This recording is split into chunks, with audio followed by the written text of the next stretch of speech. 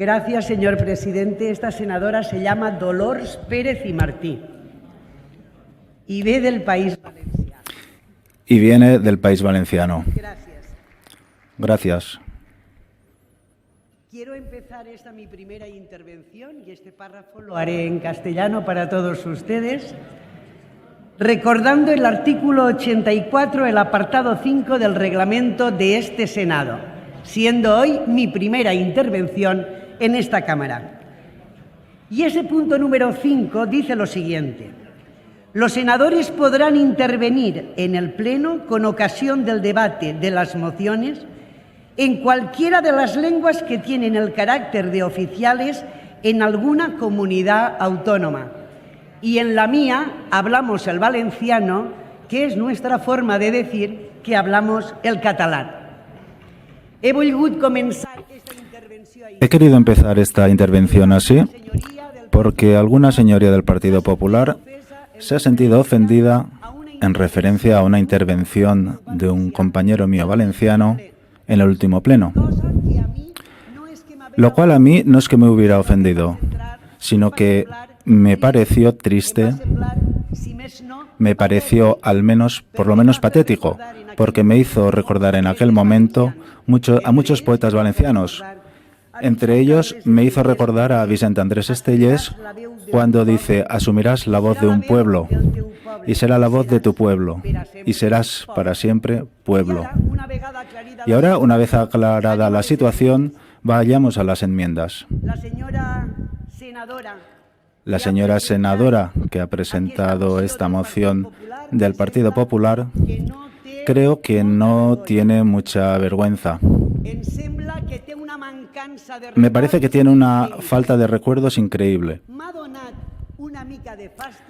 Me ha hecho un poco de asco oír hablar desde este trono como si fuera un gallinero, que desde el año 7 al año 11, que todos lo debéis saber, ya sabéis quién ha gobernado y que ahora se presenta esta moción para arreglarlo.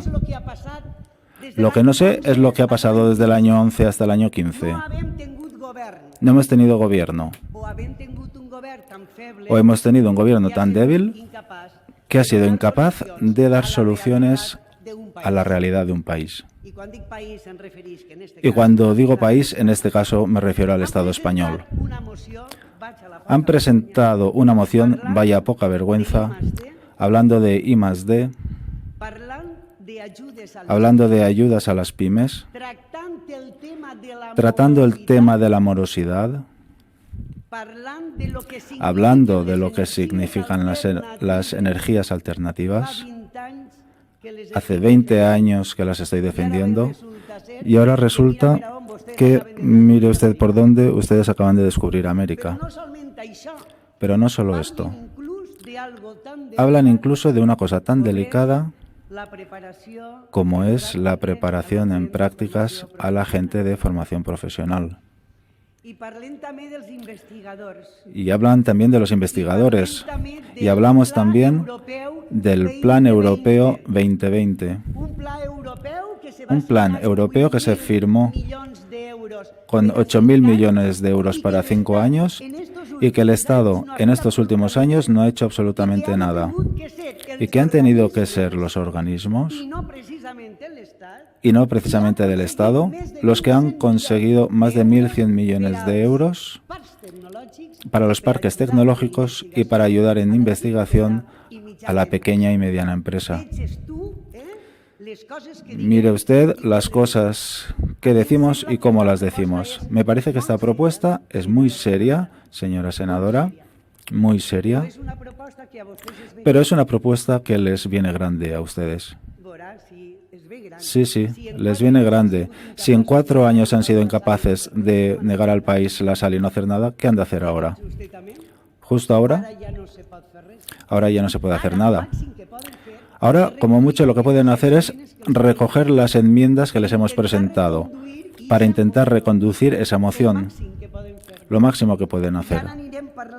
Ya iremos hablando de ellos, de un punto tras otro punto. Veamos. I+D+I. el I+D+I, hace 3 años que ustedes empezaron a recortarlo. Investigación y desarrollo.